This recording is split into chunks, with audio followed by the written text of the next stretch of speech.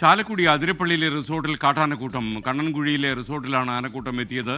ജനവാസ മേഖലയിലേക്ക് ഇറങ്ങിയ ആനകൾ വ്യാപകമായി കൃഷി നശിപ്പിച്ചു. റിസോർട്ടിൻ്റെ മുന്നിൽ തന്നെ ആനയുണ്ട്. നമ്മൾ നോക്കുക, കാര്യം ഒരു റിസോർട്ടിൻ്റെ ഉള്ളിലേക്ക് ഇങ്ങനെ മൂന്ന് ആനകളാണ് വലച്ച് നടക്കുന്നത്.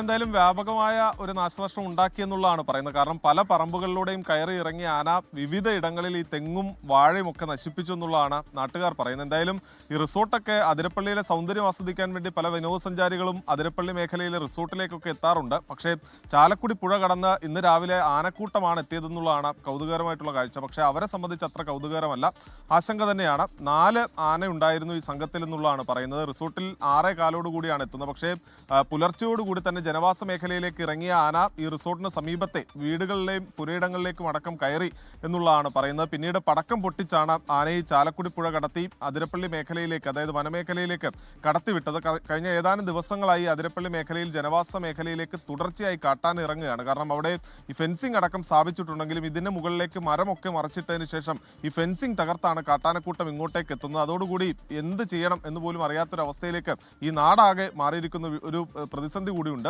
എന്തായാലും ഇന്ന് റിസോർട്ടിലേക്ക് ഇറങ്ങിയ ആന അവിടെ നാശനഷ്ടമൊന്നും ഉണ്ടാക്കിയിട്ടില്ല. പക്ഷേ ജനവാസ മേഖലയിൽ വ്യാപകമായി തന്നെ കൃഷി ഉൾപ്പെടെ നശിപ്പിച്ചിട്ടുണ്ട്.